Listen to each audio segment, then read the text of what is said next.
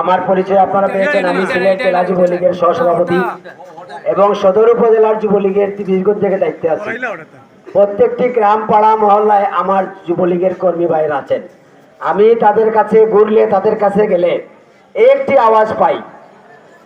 সাথে সাথে আমার দলের কর্মী ছাড়াও সিলেট সদর উপজেলার মানুষ যে এত ভালো, এত বুদ্ধিমান, এত বুঝে, আমি এর আগে কল্পনা করি নাই। আমরা যাদের কাছেই যাই সবাই বলে যে সুজাত আলী ছাড়া যোগ্য খেবা।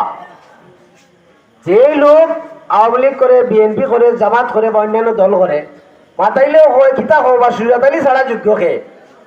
এই সুজাত আলী সাহেব 40 বছর মানুষকে যোগ্যতার প্রমাণ দিয়েছেন। 40 বছর থেকে উনি সিলেট জেলায় ছাত্র রাজনীতি থেকে আওয়ামী লীগের সহসভাপতি হয়েছেন। টার্মিনাল আন্দোলন, বিদ্যুতের আন্দোলন, রাস্তাঘাটের আন্দোলন, বিভিন্ন সামাজিক আন্দোলন করেছেন।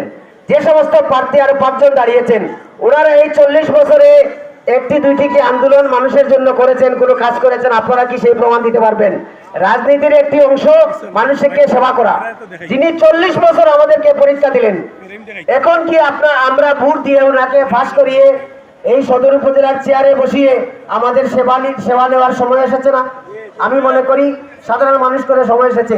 আমরা যদি এই উপযুক্ত লোকটিকে এই চেয়ারে বসাতে পারি, আমাদের শুভ সদর উপজেলার মানুষের ভাগ্য উন্নয়ন হবে, আমাদের মান মর্যাদা বৃদ্ধি হবে। আপনারা আগামী 8 তারিখে এই সুজাত আলী সাহেবকে ভোট দিয়ে আমাদের সদর উপজেলার উন্নয়ন এবং মানব মর্যাদা বৃদ্ধি করবেন, এই আশা প্রত্যাশা আপনাদের কাছে ব্যক্ত করে আমার সংক্ষিপ্ত বক্তব্য প্রকাশ করলাম। খুদা হাফেজ।